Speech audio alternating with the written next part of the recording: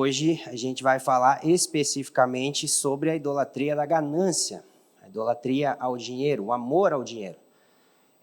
Então, assim, nós não vamos nos ater tanto a introduções no dia de hoje, porque já foi feita uma palavra introdutória semana passada, tá? E o que é importante a gente entender é que, acho que uma das maiores especialidades do coração humano é fabricar ídolo. A gente é bom nisso, né? Então tem, como foi falado semana passada, tem milhares, milhões, bilhões de ídolos, né? Para tudo quanto é gosto, para tudo quanto é tipo. E a gente, nessa série sobre a fábrica de ídolos, nós vamos selecionar alguns que são os principais.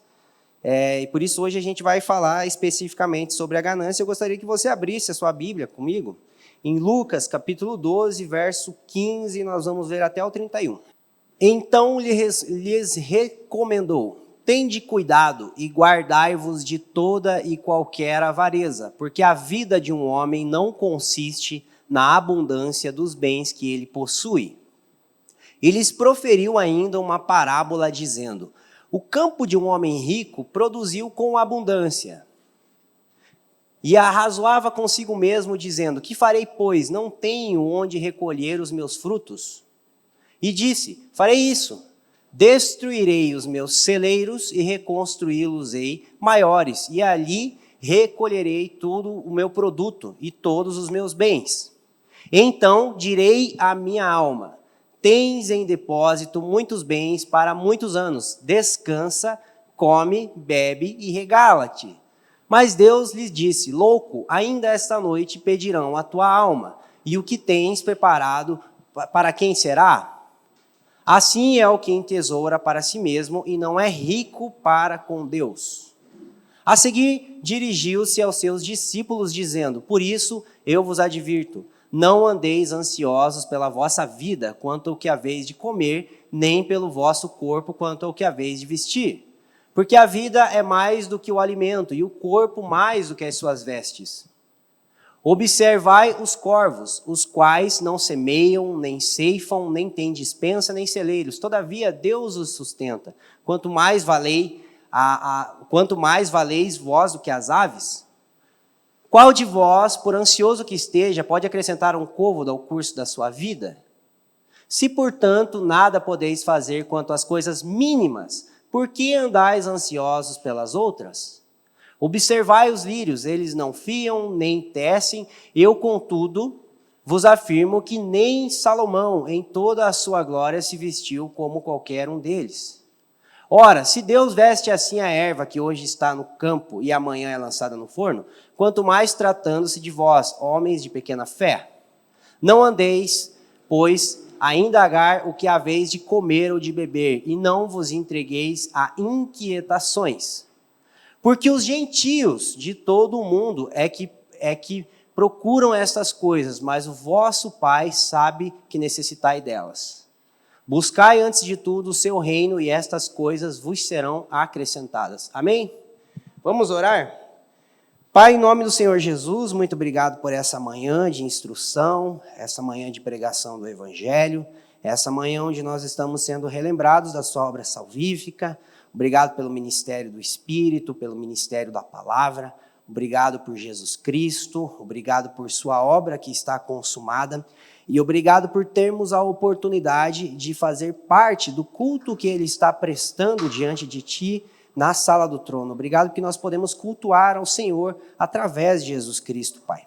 Pedimos para que o Senhor traga graça, pedimos para que o Senhor traga espírito de sabedoria e de revelação, pedimos para que os nossos corações possam estar abertos para receber a sua palavra e que o Senhor nos convença, Senhor Deus, do pecado, da justiça e do juízo, que o Senhor nos capacite, que essa manhã, juntamente com todos os irmãos que estão reunidos em Teu nome em toda a terra, possa ser mais uma etapa no nosso processo de preparo para o retorno do Seu Filho, no nosso processo de amadurecimento. Em nome de Jesus. Amém. Texto muito conhecido, né? E uma das coisas que a gente às vezes pode pecar com texto conhecido é achar que a gente sabe tudo sobre ele. Normalmente, em algumas passagens mais conhecidas da Bíblia, a gente passa ali, tipo, eu já sei, né? A síndrome do já sei. mas a gente precisa se apegar com ainda mais firmeza às verdades já ouvidas para que jamais nos desviemos dela, como diz Hebreus capítulo 2. Né? E antes da gente falar especificamente sobre a ganância, a gente precisa ter em mente como um ídolo é formado. Né? Romanos capítulo 1 diz que os atributos divinos, os atributos de Deus, eles são claramente manifestos na criação. Então, todos os aspectos da criação, eles possuem atributos divinos, certo? Só que logo em seguida, no próprio capítulo 1 de Romanos, Paulo vai dizer que nós adoramos a criatura ao invés do Criador. Nós não demos glória a Deus e nós glorificamos as coisas criadas. Só que por que é tão fácil glorificar a criatura? Porque elas, em certo sentido, possuem aspectos de divindade. Elas possuem os atributos de Deus, só que o ponto é que elas não possuem a totalidade da pessoa de Deus. A criação em si não é divina, mas a criação representa, manifesta aspectos do caráter, da natureza, da vontade de Deus. E por outro lado, a Bíblia diz em Eclesiastes capítulo 3, que Deus colocou a eternidade no coração do homem, ou seja, existe dentro dos nossos corações uma necessidade de se relacionar com algo que não foi criado, com algo que é eterno.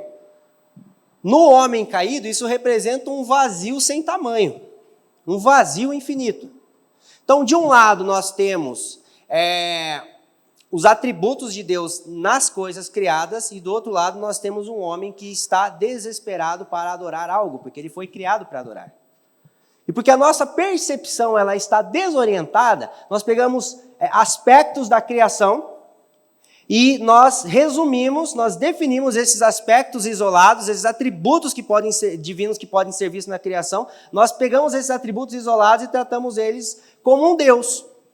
Então, os atributos de Deus revelados na criação, mais um vazio eterno de um homem que está desorientado, vai resultar num ídolo.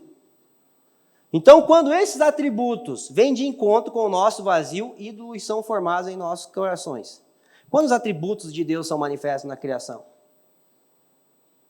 Milhares, milhões. De quantas formas nós podemos expressar o nosso vazio eterno? Milhões. E aí essa soma dá uma multiplicação grande de ídolos, né? Então, vamos para a nossa primeira citação. Como um ídolo ele é formado, né? Atributos divinos na criação, vazio eterno do homem caído. Atributos isolados tido como um todo, vazio manifesto em necessidades específicas. Essa soma vai gerar um ídolo. E em relação à ganância, quando você olha para os recursos, quando você olha para o pão, quando você olha para aquilo que pode satisfazer as nossas necessidades, quais atributos de Deus nós podemos enxergar ali? Então, quando nós olhamos para o pão, que é o nosso alimento, revela o Deus que é provedor. Porque a gente chama pão de provisão, e a provisão vem do provedor. E o que é a ganância? A ganância é o culto à provisão, e não ao provedor. Você não dá graças a Deus pelo alimento, você dá graças ao alimento. Nós transformamos aquilo que deveria suprir as nossas necessidades em um Deus. Então, basicamente, ganância é culto à provisão, tá? O que nós precisamos entender é que deixa eu ver onde é que eu estou aqui, que eu tenho que seguir certinho por cada hora. A ganância ela vai transformar a provisão em divindade. A ganância vai transformar a provisão em um Deus. Só que em aspectos mais explícitos da ganância, ela vai transformar vaidades em necessidades. E aí disso, a indústria da mídia, como é que fala? Tem um nome. Da propaganda. Publicidade. Né? Uma das chaves da publicidade é convencer você de que você precisa de algo. Então, preciso trocar de carro, eu preciso trocar de celular, eu preciso trocar de casa, eu preciso ter a vida que aquele cara naquela propaganda aparenta ter e eu não tenho.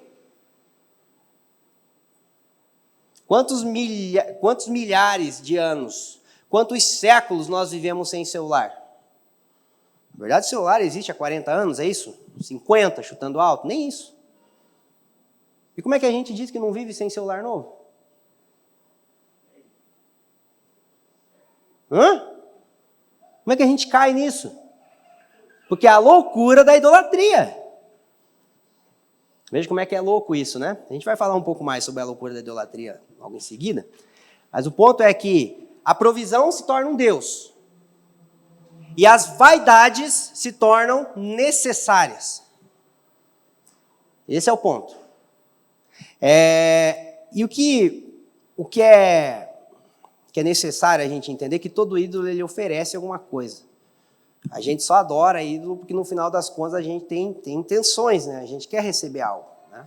Às vezes a gente faz isso até com Deus, né? A gente idolatra Deus, né? A gente não adora um ídolo pelo que ele é, a gente adora um ídolo por aquilo que ele diz oferecer. Por quê? Porque todo ídolo fundamenta a adoração a ele num ponto específico que é o medo.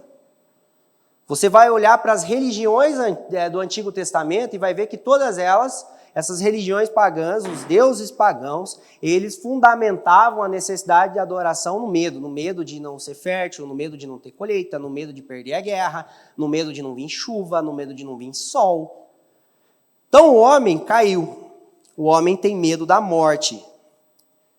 E por ter medo da morte, ele vai ter medo de tudo aquilo que pode comprometer a sua sobrevivência, a sua felicidade, a sua realização. E por que esse medo é tão forte? Porque ele é real. Porque a sentença de morte é genuína, é verdadeira. Se tem uma coisa que é certa, é que nós estamos sentenciados à morte, sem Cristo. Então essa sentença que é genuína provoca um medo. E a partir dos nossos medos, nós começamos a procurar na criação aspectos que possam nos salvar dessa condenação ou pelo menos prorrogar a nossa existência. Então a ganância ela está fundamentada onde? No medo da falta, no medo de não ter, no medo de não ser feliz, no medo de não conseguir se salvar. E aí ela vai oferecer coisas, que é o que a gente vai ver agora. O que a ganância oferece? Vamos lá. Para a nossa segunda citação, por gentileza. Primeiro de tudo é que a ganância ela vai oferecer uma razão existencial. Nós passamos a acreditar que o homem é definido por aquilo que ele possui. E o primeiro verso que a gente leu em Lucas 12 é que Jesus disse para nós cuidarmos com a avareza, porque o homem não é definido pelas coisas que possui. Mas hoje, socialmente falando, nós somos o que nós temos. Sim ou não? Então a razão existencial do ganancioso é se definir por aquilo que ele tem. O próximo ponto é que nós encontramos, ou achamos que encontramos, através da ganância, a salvação. Nós passamos que acreditar que é a provisão que pode nos salvar. Felipe, mas eu não acho que a minha provisão pode nos salvar. Então por que a gente fica perdido com a sugestão de que ela vai acabar? Às vezes a gente fica ansioso não porque está com fome, às vezes a gente fica ansioso porque não tem dinheiro no bolso. Às vezes a gente fica ansioso porque não tem dinheiro para comprar aquilo que a gente quer, e não porque faltou aquilo que a gente precisa. Eu, particularmente, graças a Deus, na minha vida, nunca passei fome. Mas se eu for olhar todas as vezes que eu já fiquei ansioso por não ter aquilo que eu queria, né? Então, como você fica com a sugestão de que a provisão pode vir a acabar? Se você fica perdido é porque você acha que ela vai te salvar. E o próximo aspecto que a ganância ela aparentemente oferece é a esperança. Nós passamos a acreditar que seremos felizes quando tivermos o que desejamos. Quando nos sentirmos seguros mediante o que temos, quando as coisas estiverem sob o nosso controle. Criança, tu vai lá e dá um presente para ela, está pedindo aquele carrinho uns 2 anos. Vai dar. Brinca 10 minutos e volta a brincar com a panela quebrada. Ela fala, meu irmão, eu paguei 200 conto nesse carrinho, cara. Daí a gente acha que isso é coisa de criança. Mas quantas pessoas, depois de comprar um carro novo, não se sentiram vazios? Vazio no coração, porque daí o bolso está cheio de boleto para pagar daí, né? Carnezão, o tamanho de uma Bíblia ali. Resolveu alguma coisa? Mas a gente, antes de ter... Quando eu comprar. Isso acontece até com um crente que gosta de livro. Cara, eu preciso ter aquele livro. Daí o carrinho do cara na Amazon tá gigante. Quando chega os livros em casa, você olha, aí guarda ele lacradinho, cara. Tipo, tira o pacote e dá para os filhos riscar, pelo menos, igual eu faço lá em casa. Para parecer que foi usado. Então, muitas vezes, nós camuflamos as nossas cobiças até no desejo por crescimento intelectual. Eu preciso desse livro, 1.266 páginas. Você não vai ler, irmão. Na maioria das vezes, não. Deveria. Está entendendo como isso pode se manifestar por diversas formas? Porque tudo isso é basicamente um desejo de ter controle. Porque o nosso primeiro desejo foi ser Deus no Éden. Quando você comer, você será. E quando eu for Deus, eu vou ter as coisas no meu controle. E quando as coisas saíram do controle, nós ficamos desesperados. Por isso que nós precisamos ter as coisas sob o nosso controle. Nem sempre se trata de ter muito.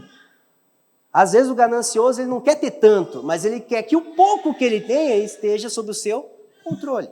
Essas são as ofertas, então, né? Uma razão existencial, a formação da nossa identidade. Salvação, ela é o nosso falso Messias e esperança, a nossa escatologia, a nossa finalidade, né? É de ter as coisas sob o nosso controle, é de ter a felicidade em prol daquilo que nós queremos ter. Mas todo ídolo é enganoso, né? Então, nós precisamos entender que sempre que você quer ver um impacto da idolatria em um aspecto específico, atente para o oposto daquilo que ele oferece.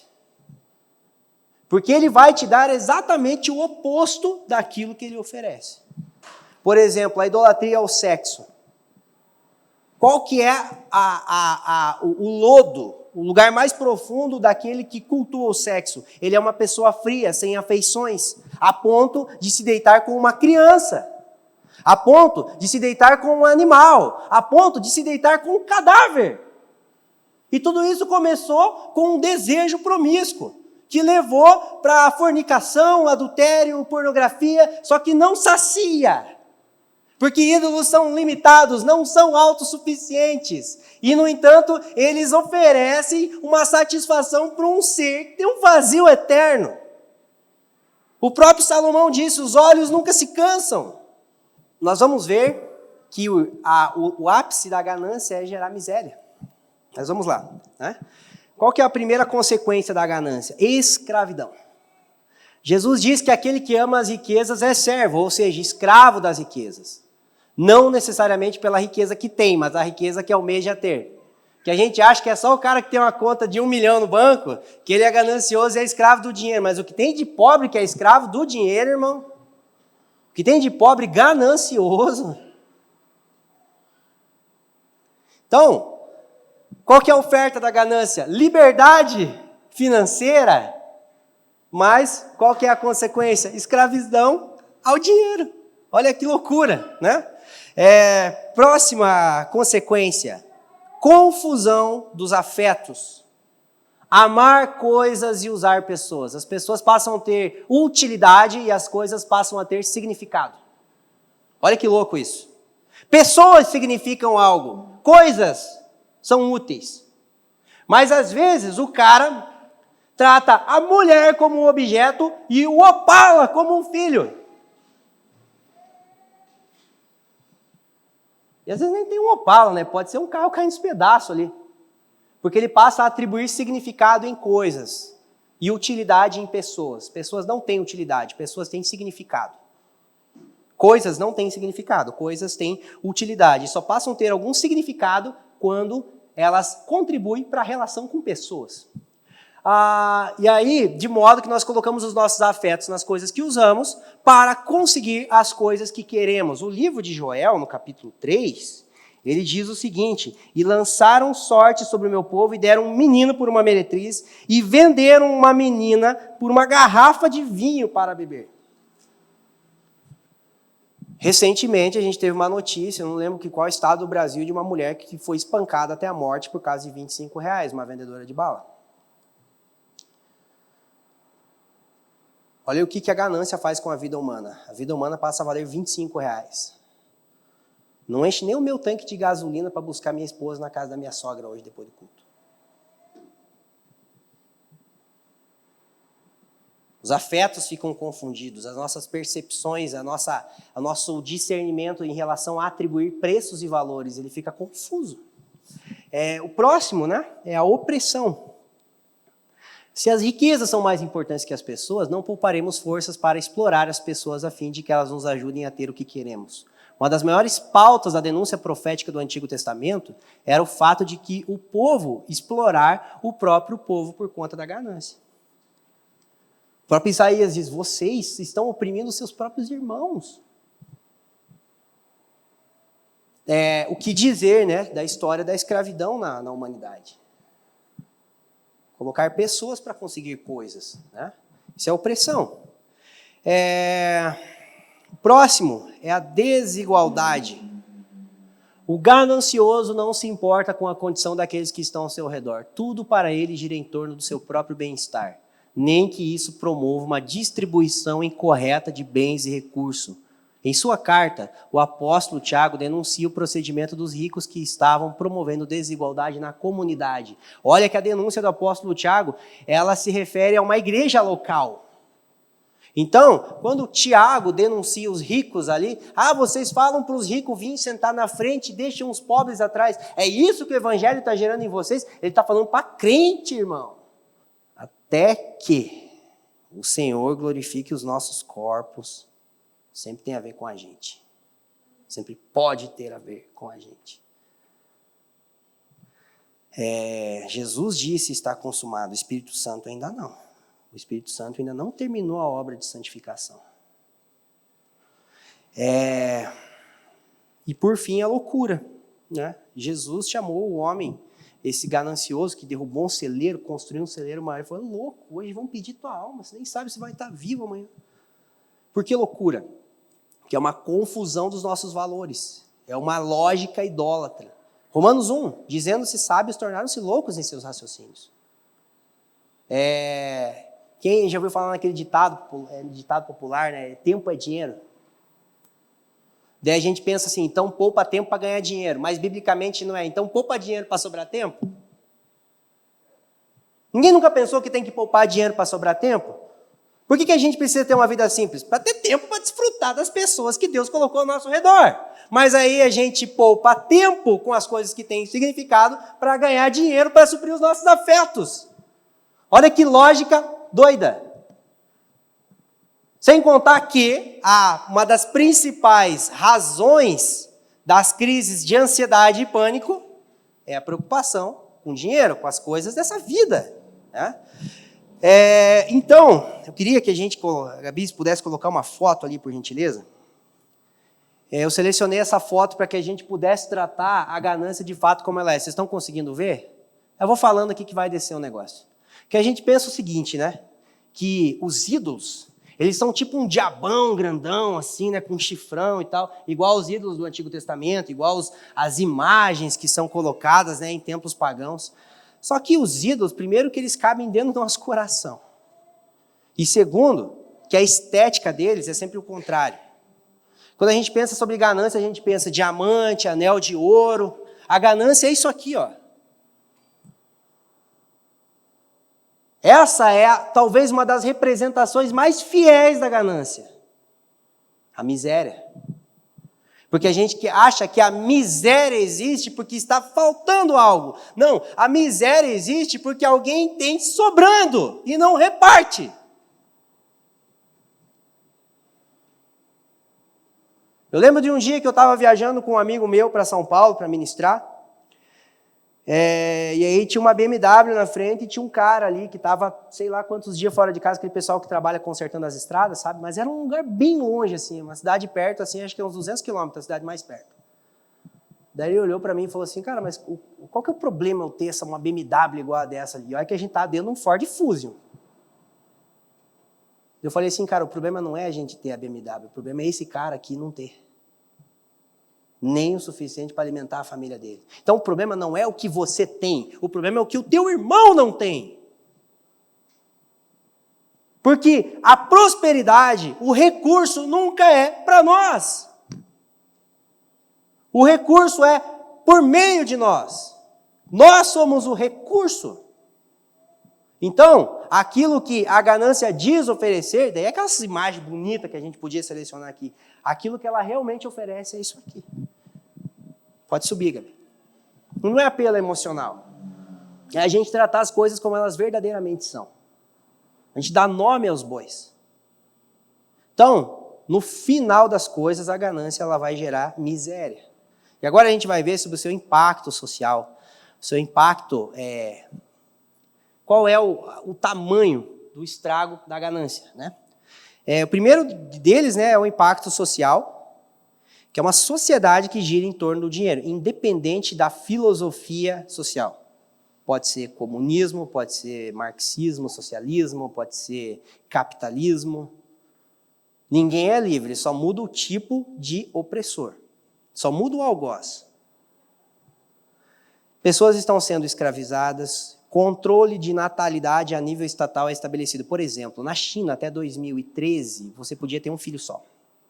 Aí o presidente da China liberou 2, mas como a China está trabalhando a passos largos para se tornar a primeira potência do mundo, eles liberaram um 3º filho. Aí a gente está na 3ª gestação e vem os gêmeos. Aí minha esposa perguntou, mas e se lá engravida de gêmeos?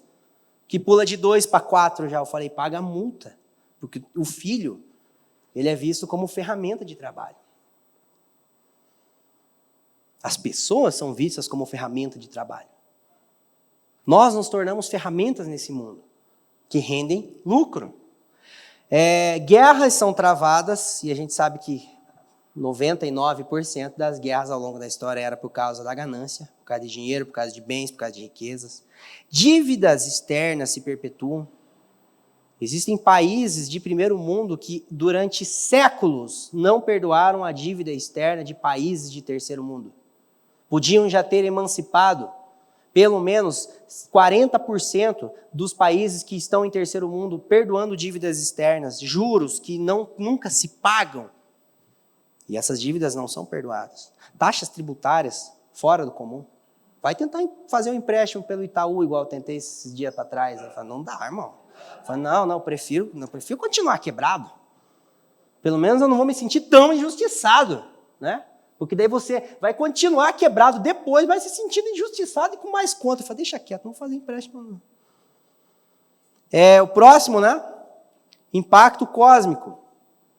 Respeitar a necessidade de descanso da criação é prejuízo no mundo que gira em torno do dinheiro. A gente tira mais petróleo do que dá para tirar. A gente tira mais minério do que dá para tirar. A gente faz queimada, a gente faz desmatamento, a gente vai extinguindo a fauna, a flora. A criação não descansa, ela não está tendo o seu sábado respeitado, né, o seu dia de descanso respeitado. Por isso que o profeta Isaías, por exemplo, quando ele diz que ia julgar o povo quando Deus ia julgar o povo de uma determinada terra, ele diz assim, que a terra folgará os seus sábados. Ou seja, quando eu tirar esse povo ganancioso daqui, a terra vai descansar. E quando a terra descansar, ela vai ser restaurada. Talvez os ambientalistas, os ativistas que estão abraçando a causa ecológica, eles sejam as pessoas que mais sabem sobre o impacto da ganância no cosmos. Aquecimento global, descontrole climático, tudo isso é por causa da ganância, falta de bom senso. O próximo impacto é o impacto na saúde, porque se a criação sofre quando não são respeitados os seus limites, o corpo humano também sofre. Primeiro que a gente é exposto a uma rotina frenética de trabalho e estudo. Daqui a alguns 10 ou 20 anos no máximo, não vai ter aquele negócio assim de tipo, eu trabalho durante o dia e estudo de noite. Eles já estão trabalhando para mudar isso, até por conta da tecnologia, e vai ser assim, você chega no trabalho às 7 horas da manhã, daí 9 horas você sai e vai para uma reunião ali mesmo, ali online, para você se aprimorar no seu trabalho, você vai estudar, aí depois você é liberado, almoça ali mesmo, e aí você vai, estuda de novo, e trabalha, estuda, para que, pelo menos das 7, 8 horas da manhã até 9, 10 horas da noite, as pessoas possam estar ali trancadas. É o que o Faraó disse, esse povo está muito desocupado, então vamos dar trabalho para eles. A rotina de trabalho se tornando cada vez maior, o recurso cada vez menor. O que o nosso corpo faz? O que acontece com o nosso corpo? Sem contar a ansiedade, né? Jesus diz, não andeis ansiosos, ele estava se referindo ao que comer e o que vestir. Então, doenças no nosso corpo, doença na alma, né? Nas emoções, doenças psicológicas, tudo isso é causado por conta da ganância. E olha que loucura de novo, né? Nós morremos enquanto lutamos para sobreviver. Meu Deus, gente. O impacto na visão sobre Deus. Deus é visto como um garçom que vive para nos dar coisas, o evangelho passa a ser um caminho para a riqueza, aí a gente inventa o evangelho da prosperidade, diversas anomalias doutrinárias, né, e eclesiológicas dentro da igreja, o ministério se torna uma forma para o cara ficar rico, ele não teve coragem de estudar e não tem competência para ser um jogador de futebol e acha que dá para ficar rico sendo pastor. Que covardia, gente. Eu admiro um cara que começa no time de base do Atlético e vai parar no Barcelona. Que talvez fez mais para merecer do que um cara que olha no ministério e pensa assim, gente, eu posso ficar rico sem precisar ter uma medicina. Aliás, nem sempre medicina dá dinheiro, né? Mas eu digo assim, né? Tipo, que hoje ainda falar de médico ainda remete, né, a uma vida financeira bem-sucedida. E aí a ganância da igreja, historicamente falando, ela foi um pecado que trouxe muita opressão durante a Idade Média, e até hoje a perspectiva do mundo em relação à igreja não foi redimida em relação a isso. Então a visão de Deus, a visão do evangelho, a visão da igreja, tudo é comprometido por causa da ganância. Aí tem o impacto nas relações, né? As relações elas se tornam comerciais. Você não olha a pessoa por aquilo que ela é, você olha a pessoa por aquilo que ela pode te oferecer, as nossas relações se tornam relações de mercado, não há afeto, há interesse.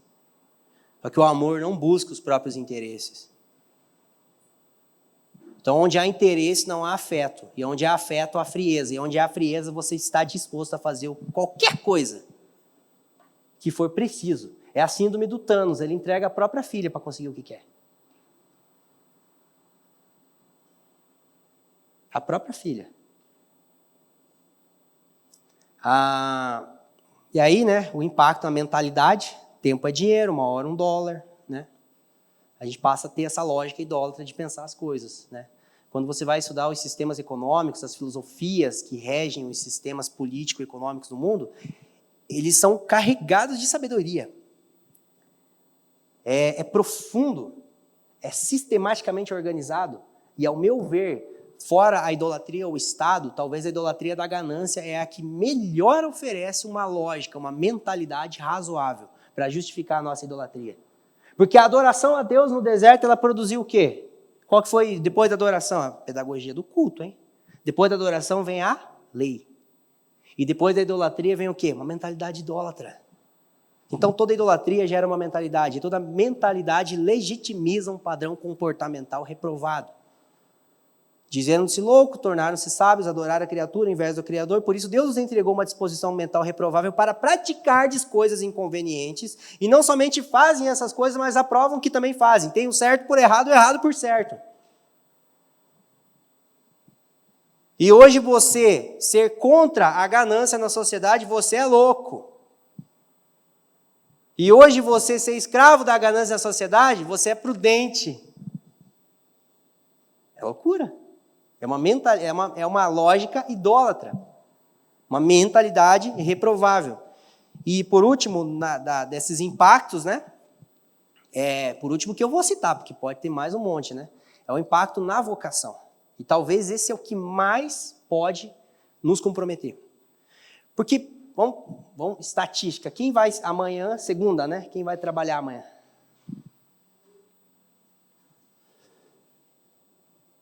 99% das pessoas que saem para trabalhar, elas vão trabalhar por pão e não por vocação. Esse é o problema.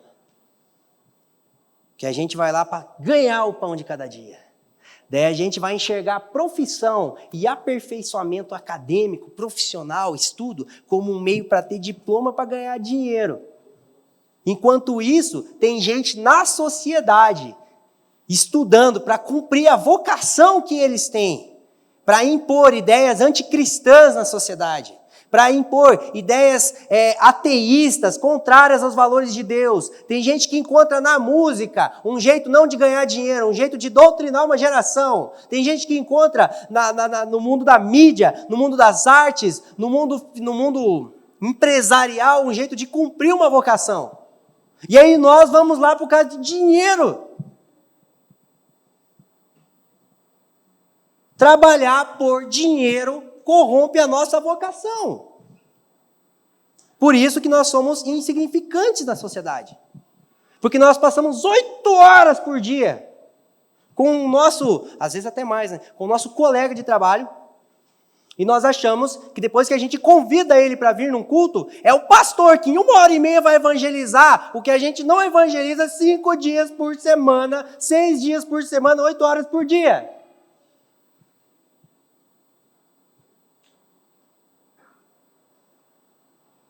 Estamos juntos ainda? Eu estou amando aquele relógio ali porque está com tempo. Só que tem um ponto, né? A ganância, ela é cega.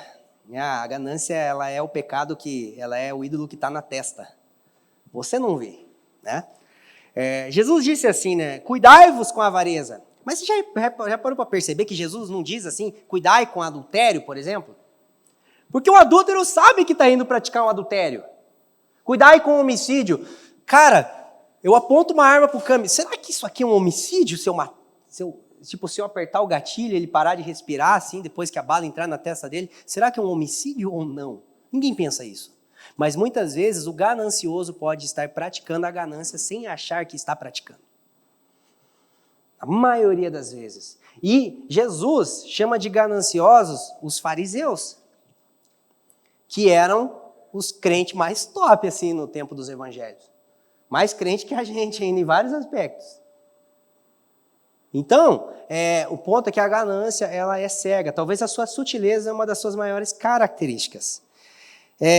Então, assim, né, daí quando a gente pensa sobre ganância, a gente pode pensar que, cara, obrigado, Jesus. Dessa eu tô salvo. Vamos ver semana que vem qual que vai ser o próximo tema. Senhor, glória a Deus. Amém. A oração do fariseu e do publicano. Obrigado, Jesus, eu sou bom, não sou igual a esse cara aqui. A gente pode não se achar ganancioso porque não tem um carro caro, a gente pode não se achar ganancioso porque paga aluguel, a gente pode não se achar ganancioso porque se a gente ganhasse na Mega Sena, a gente ia repartir com os pobres. E a gente acha que isso convence Deus a gente ganhar na Mega Sena. Deus, já está tudo pronto o meu projeto. Me dá os números. Vamos lá para algumas perguntas. Como a gente se sente quando a conta está no negativo? Como a gente se sente quando a conta está no positivo? Tem gente que só é feliz os primeiros 10 dias do mês. Depois ele fica insuportável. Do dia 27 até o dia 2, dia 3 do outro mês, ele está quase um demônio. E de repente ele vira uma bênção. Mas eu te pergunto, a alegria é fruto do Espírito ou fruto do estado da nossa conta bancária?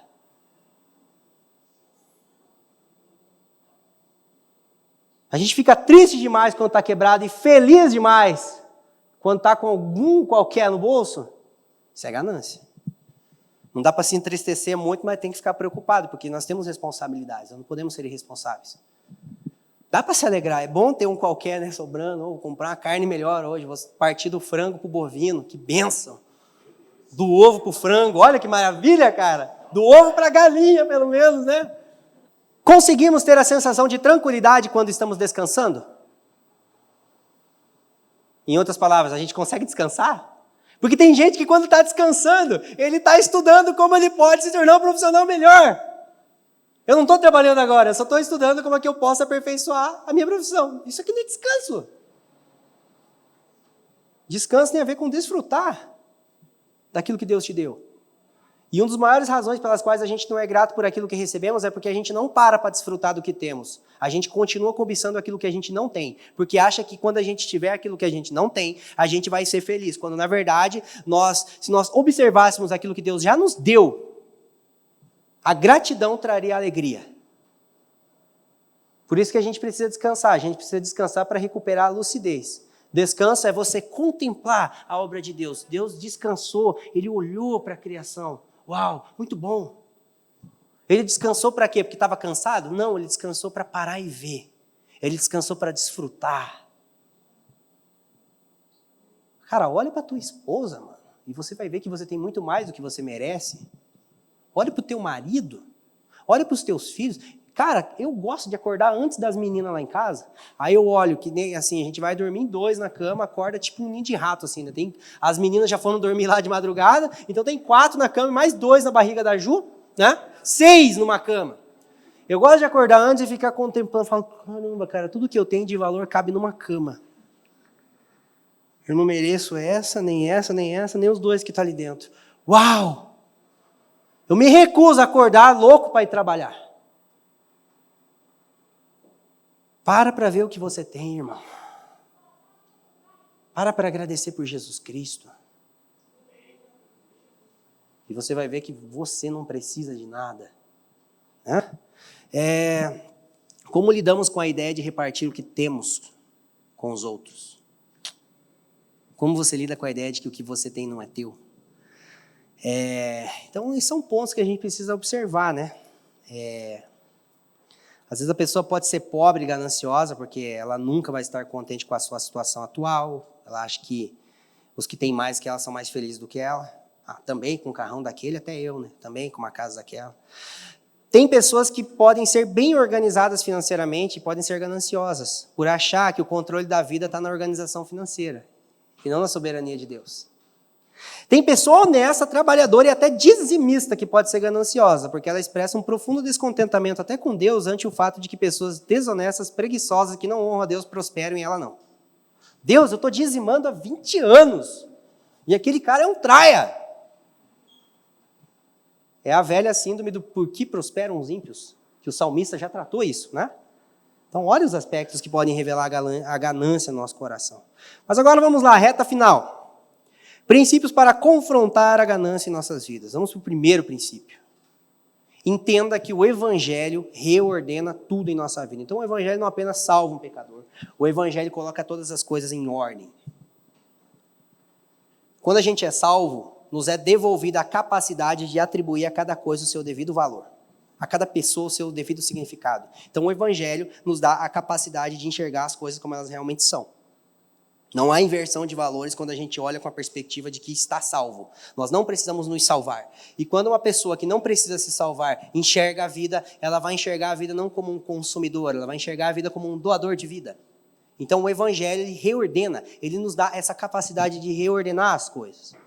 O próximo aspecto é buscar crescer no pleno conhecimento de Deus. Não tenha uma visão unilateral de Deus. Não olhe Deus por um lado só. Porque olhar Deus por um lado só é uma receita boa para a idolatria. Deus é só amor, Deus é só ira, Deus é só justiça, Deus é só salvação. Deus... E a gente vê as heresias que vão surgindo, né? Busque crescer no conhecimento de Deus e você vai entender que Deus é provedor. Só que ele é mais do que isso. Busque olhar a providência divina, que é um atributo, dentro do todo de que Deus é. E isso vai nos ajudar a não adorar a provisão e adorar o provedor, que é pai, que é amor, que é justiça, sabedoria, que é onisciente, onipresente, autossuficiente, imutável e assim por diante. Pratique mordomia financeira. Nós não temos nada e nós não levaremos nada, mas do nascimento até a morte, tudo que nós temos é para administrar. O povo de Israel não tinha nem a terra era deles. O povo de Israel morava de aluguel. Nem a terra é nossa. O dinheiro não é nosso, nada é nosso. Mas tudo está sob a nossa administração. Por consequência disso, cultivar um coração generoso e praticar uma vida ofertante. Não trabalhe para ter o suficiente para você. Reparta o que você tem. Mas é pouco, Felipe. Mas dá para repartir. Sempre dá. Reparta. Porque o que nos sacia não é comer, o que nos sacia é repartir. Então o pão não serve para ser comido, o pão serve para ser repartido. E a gente só fica saciado quando reparte, não quando come. Quando eu como, eu ainda fico insaciado. Quando eu reparto, todo mundo come. Parece o pastor Paulo Borges pregando agora, né? Mas essa é a frase dele mesmo. Guarde o princípio do descanso, por favor. Deus é 6 por 1.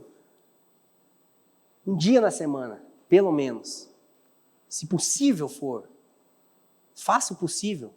Organize a sua vida em torno de descansar pelo menos um dia na semana. E você vai ver, você vai ter oportunidade de organizar suas emoções, de organizar o significado de cada coisa na sua vida, poder acordar e ser grato por aquilo que Deus te deu. Descanse. Você vai ver como tantas coisas na sua vida elas vão ser organizadas. Às vezes a gente acha que para colocar as coisas em ordem na nossa vida a gente precisa se esforçar mais. Às vezes a gente poderia simplesmente descansar e contemplar cada coisa com o seu devido valor e a gente automaticamente ia conseguir ordenar as coisas. Então às vezes o que está faltando não é mais empenho, é mais descanso.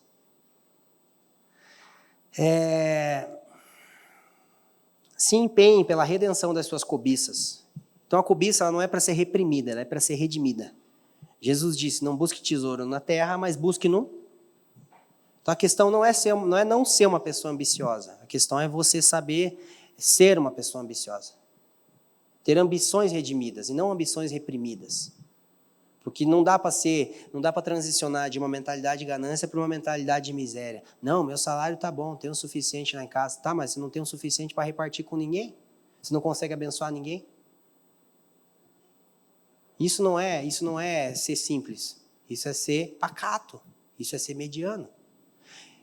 Redimir as cobiças tem a ver com não buscar entender como prosperar antes de entender por que prosperar.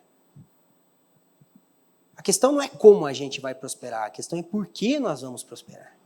Isso é mais importante. O propósito da prosperidade é muito mais importante do que os meios para ela. Ressignifique o seu conceito de trabalho. Isso é importantíssimo, porque o homem caído ele trabalha por provisão. Do suor do seu trabalho comerás o fruto da terra. Mas o homem original era provido para trabalhar. Então Deus primeiro encheu o jardim de comida, de provisão, depois deu alguma coisa para Adão fazer. Já parou para pensar? Já parou para perceber que durante a peregrinação no deserto, que era um tempo de transição de mentalidade, o maná vinha de manhã e não de tarde? Porque no Egito, eles podiam colher a palha de tarde. Então no Egito, eles trabalhavam por provisão. No deserto, eles eram providos para trabalhar. Então a primeira coisa que um hebreu no deserto entendia quando acordava é que o dia estava ganho. Porque Jesus disse para orar por pão e não para trabalhar por pão. Então a gente ora por pão, é provido para trabalhar, e trabalha por vocação. Então o que me move a acordar amanhã cedo não é o salário, é a vocação, que pode ser desempenhada através da profissão. Isso vai mudar a forma como a gente interage na sociedade.